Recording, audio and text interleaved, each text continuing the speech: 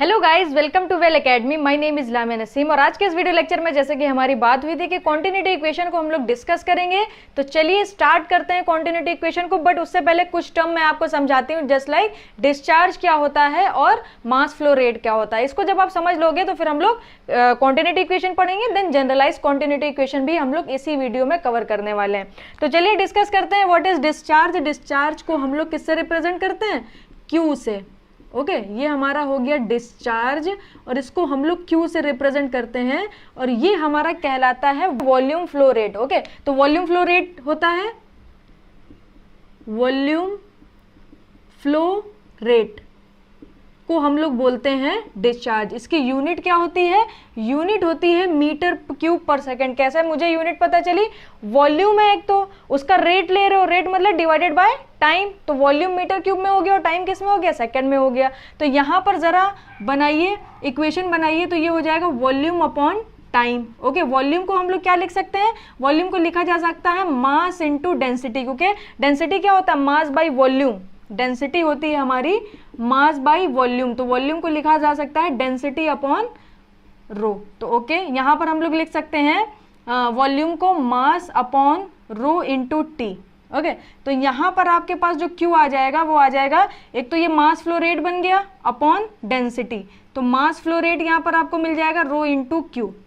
तो एक इक्वेशन आपके पास ये आ गई। मास फ्लो रेट के टर्म में भी आप डिस्चार्ज को लिख सकते हो। दूसरी एक और इक्वेशन मैं आपको दिखाती हूँ।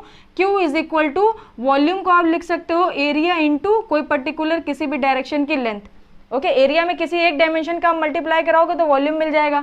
अब ये एरिया तो ऐसे ही रहा, किसी पर्टिकुलर डिस्टेंस और अपॉन टाइम क्या हो जाता है? वेलोसिटी हो जाता है, तो ये हो गया वेलोसिटी। तो यहाँ से डिस्चार्ज का आपको एक और फॉर्मूला मिला, area into velocity is called discharge, where V is the velocity और इसकी यूनिट क्या है? मीटर पर सेकेंड। और उसके बाद ए क्या है? ये हमारा है एरिया, इसकी यूनिट क्या है? Metre square. ओके, तो दोनों तरह से आप बना सकते हो। मास फ्लो रेट के टर्म में भी डिस्चार्ज को लिखा जा सकता है एंड एरिया एंड वेलोसिटी के टर्म में भी डिस्चार्ज को लिखा जा सकता है। अब मैं अगर आपसे सिंपल कॉन्टिन्यूटी इक्वेशन की बात करूं तो उसको देखिएगा। अगर मैं आपसे सिंपल कॉन्टिन्यूटी इक्वेशन की बात करूं, ओके, तो सिंपल कॉन्टिन्यूटी इक्वेशन को बनाने के लिए हम लोग किसका यूज करते हैं? मास कंजर्वेशन का यूज करते हैं। अब हमारा मास कंजर्वेशन क्या होता है उसको समझिए।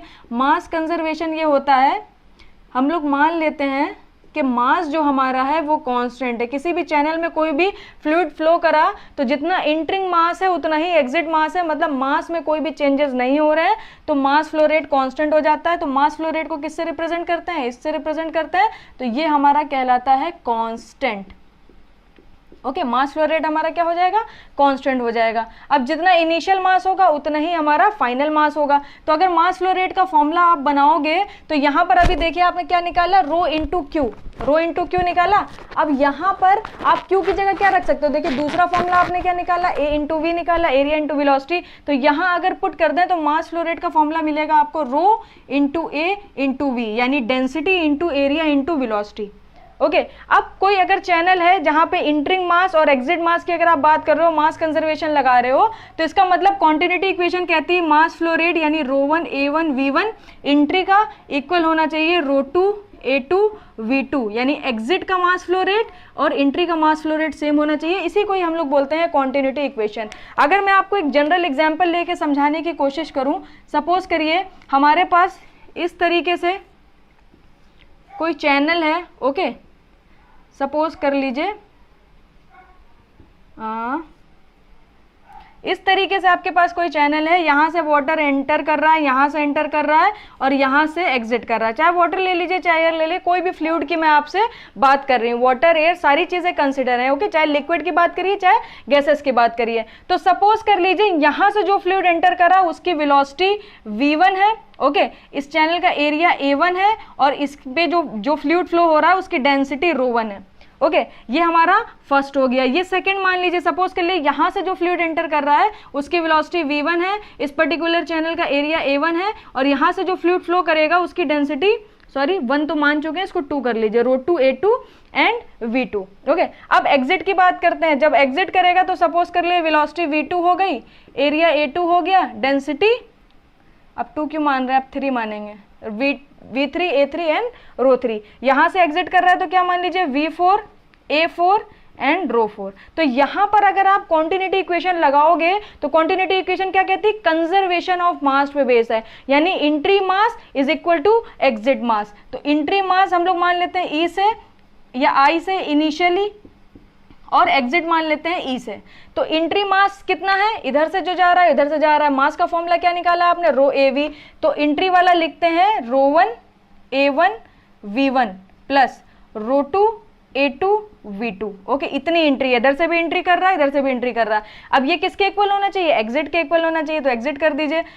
ये हो जाएगा रो 3 A3 V3 प्लस रो 4 A4 V4। तो ये आपके पास बन जाती है एक नई कॉन्टिन्यूटी इक्वेशन। अब यहाँ पर 3 हो 4 हो 5 हो 6 हो कोई फर्क नहीं पड़ता, आप सारी एंट्री देख लो, सारी एग्जिट देख लो, मास फ्लो रेट का फॉर्मूला लगाओ, मास कंजर्वेशन लगाओ, आपको कॉन्टिन्यूटी इक्वेशन मिल जाएगी। तो इसी को ही हम लोग बोलते हैं कॉन्टिन्यूटी इक्वेशन। अब यहाँ पर बात करते हैं ये रो 1 रो 2 रो 3 रो 4 तब अलग होगा जब फ्लूइड हमारा क्या हो, कंप्रेसिबल हो। ओके, अगर इनकम्प्रेसिबल फ्लूइड हो गया तो डेंसिटी क्या हो गई, कांस्टेंट हो गई। तो डेंसिटी कांस्टेंट हो गई तो यहाँ पर रो 1 रो 2 रो 3 रो 4 सारे सेम हो जाएंगे। तो उस कंडीशन में आपको जो इक्वेशन मिलेगी वो मिलेगी A1 V1 plus A2 V2 is equal to A3 V3 plus A4 V4। Okay, तो सारा खेल डेंसिटी का है। अगर आप कंप्रेसिबल लेट कर लोगे तो ये इक्वेशन आ जाएगी, अगर इनकम्प्रेसिबल होगा तो ये इक्वेशन हो जाएगी। इसका मतलब है ये जो मास कंजर्वेशन की हेल्प से जो हम लोगों ने कॉन्टिन्यूटी इक्वेशन निकाली है ये compressible flow as well as incompressible flow दोनों के लिए ही वैलिड है। ओके, अगर एयर फ्लो हो रही होगी तो एयर इज अ कंप्रेसिबल, तो उस केस में डेंसिटी हमारी अलग अलग होंगी, तो हम लोग डेंसिटी फाइंड करके ये वाला फॉर्मूला लगा देंगे। और अगर कोई लिक्विड फ्लो हो रहा होगा, लिक्विड हमारा कंप्रेसिबल फ्लो नहीं है, इनकम्प्रेसिबल फ्लूइड है, तो वहां पर हम लोग क्या करेंगे, डेंसिटी हटा देंगे, डेंसिटी का कोई रोल नहीं होगा। तो हम लोग नीचे वाली इक्वेशन यूज करके हमें जो भी निकालना होगा, किसी भी चैनल की वेलोसिटी, एरिया या एरिया या कोई भी वेलोसिटी निकालनी होगी तो हम आसानी से निकाल लेंगे। डिस्चार्ज भी अगर हमें निकालना होगा तो हम आसानी से निकाल सकते हैं। अब हम लोग बात करते हैं जनरलाइज्ड कॉन्टिन्यूटी इक्वेशन की, उसे देखिएगा। इसके साथ ही साथ हमारा मैकेनिकल का गेट का कोर्स पूरा लॉन्च हो चुका है। अगर आप एनरोल करना चाहते हो तो डिस्क्रिप्शन बॉक्स में आपको डिटेल मिल जाएगी। चलिए अब डिस्कस करते हैं जनरलाइज्ड क्वांटिटी इक्वेशन। ओके, यहाँ पर देखिए मैंने एक फिक्स कंट्रोल वॉल्यूम को कंसीडर कर लिया है। This one is the ABCD। Okay, यहाँ से जो मास है वो एंटर करेगा, यहाँ से एंट्री होगी फ्लूइड की, मास फ्लो रेट यहाँ पर इनिशियल MI मान लीजिए, और यहाँ से क्या होगी, यहाँ से एग्जिट होगी EFGH। इसकी मैंने डायमेंशंस दे दी है। सपोज कर लीजिए x डायरेक्शन में जो डायमेंशन है वो dx है, ये dy है, ये जो हाइट है इसकी ये dz है। यहाँ पर मैं कंसिडर करके चल रही हूँ जो मास फ्लो रेट है वो वेरिएबल है in the direction of x। Okay, हम लोग x की डायरेक्शन में बात करेंगे तो यहाँ पर हमारा जो फोकस होगा वो x डायरेक्शन में होगा, और हमने कंसिडर कर लिया है कि मास फ्लो रेट ये जो m डॉट है इज वेरिएबल किस डायरेक्शन में, in the direction of x। Okay, I hope आपको कोई भी प्रॉब्लम नहीं हो रही होगी इसको समझने में। अच्छा, मास फ्लो रेट का अभी फॉर्मूला प्रूफ करा क्या था, density into area into volume, यही था। अगर मैं इनिशियल मास की बात करूं जो एंट्री करा था तो आप क्या लिखोगे भैया, इनिशियल मास आप लिख दो density of the fluid, area कितना हो जाएगा, देखिए ये वाला एरिया कंसिडर करेंगे क्योंकि इसी एरिया से एंटर करेगा। अब इस एरिया की डायमेंशन देखिए, ये आपका क्या दिया हुआ है, ये dz दिया हुआ है, और ये आपने क्या कंसिडर करा है, dy कंसिडर करा है। तो dz इंटू dy आपका क्या हो जाएगा, एरिया हो जाएगा। तो यहाँ पर रख दीजिए dz इंटू dy।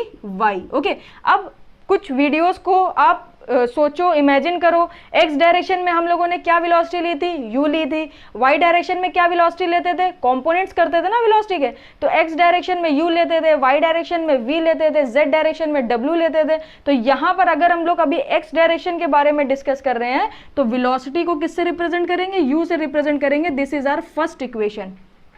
अब मास फ्लो रेट क्या है, वेरिएबल है, तो सेकंड पे आपको ये मास फ्लो रेट नहीं मिलेगा, चेंज हो जाएगा। तो देखते हैं ये जो आपको मास फ्लो रेट एग्जिट पर मिल रहा है ये कितना मिल रहा है। तो एग्जिट पर हम लोग मान लेते हैं m इनिशियल जो आपको मिला plus dough by dough x, x direction में बात कर रहे हैं, मास flow rate in x direction into dx। Okay, तो ये आपके पास इक्वेशन 2 मिल गई। तो नेट चेंज अगर मास में आप देखोगे तो नेट चेंज आपको कितना मिलने वाला है, नेट चेंज आपको मिलेगा initial rho dz dy into you.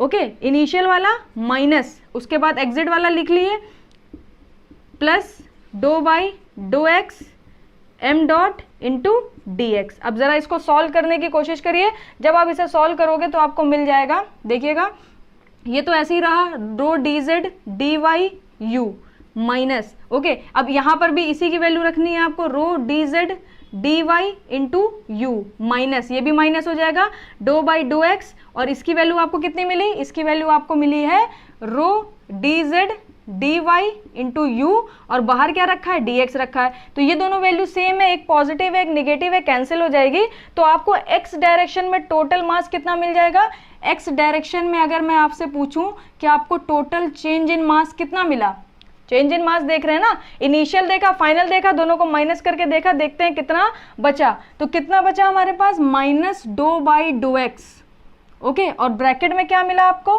Row D Z D Y into U, और बाहर क्या मिला, डी एक्स। अब देखिए थोड़ा सा कंपैरिजन करते हैं, जब हमने एक डायरेक्शन में निकाल लिया तो अदर टू डायरेक्शन में निकालने की जरूरत नहीं है, जब हमने एक्स डायरेक्शन में निकाला तो यहाँ एक्स आया, यहाँ एक्स आया, और एक्स डायरेक्शन वाली वेलोसिटी आई यू। अगर हम लोग वाई डायरेक्शन की बात करते हैं, अब देखिए अब मैं इसी की हेल्प से वाई डायरेक्शन पे भी नेट चेंज इन मास निकाल दूंगी, जब वाई पे निकालेंगे तो डो बाई डो वाई आएगा, ओके और बाहर क्या आएगा, डी वाई आ जाएगा, क्योंकि डी एक्स की जगह क्या लिया है, डी वाई लेंगे, क्योंकि एक्स डायरेक्शन की जगह वाई डायरेक्शन लिया है। अब डी वाई यहाँ आ गया, यू की जगह क्या आ जाएगा, वी वेलोसिटी आ जाएगी, तो यहाँ डेंसिटी तो वही रहेगी, ये डी जेड डी वाई की जगह क्या हो जाएगा, ये हो जाएगा D x and D Z, okay क्योंकि y बाहर चला गया, x y z तीनों डायरेक्शन है, अब एक डायरेक्शन बाहर है तो अदर टू डायरेक्शन अंदर होंगी, एक डायरेक्शन बाहर है तो अदर टू डायरेक्शन हमने अंदर रख ली। ये समझने का सबसे आसान तरीका है,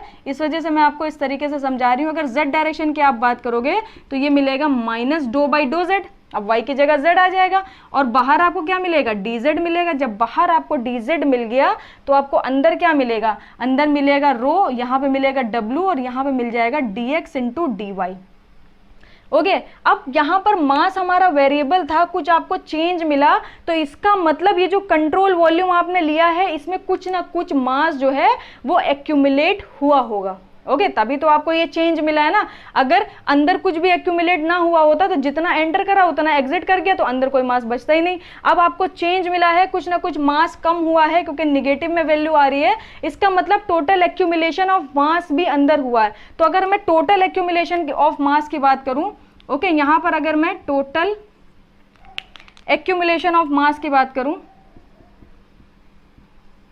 टोटल एक्यूमुलेशन ऑफ मास कहां पर, in the control volume, okay in the control volume, तो आपको क्या मिलेगा, मास हमारा होता क्या है, मास फ्लो रेट की आप बात कर रहे हो तो यहाँ पर डो बाई डो टी रखो आप, क्योंकि मास हमारा सिंपल है, density is equal to mass by volume, तो मास हो गया डेंसिटी इज टू वॉल्यूम। अब आपको मास फ्लो रेट चाहिए तो डो बाई डो टी कर दीजिए, क्योंकि टाइम से डिवाइड देंगे तभी तो रेट मिलेगा ना आपको।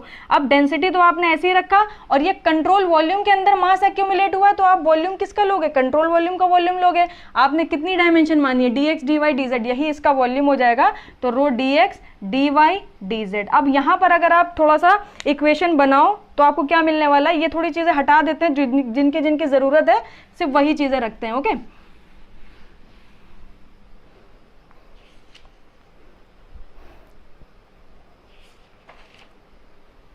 तो यहां पर आपको मिल जाएगा total accumulation, okay is equal to rate of change.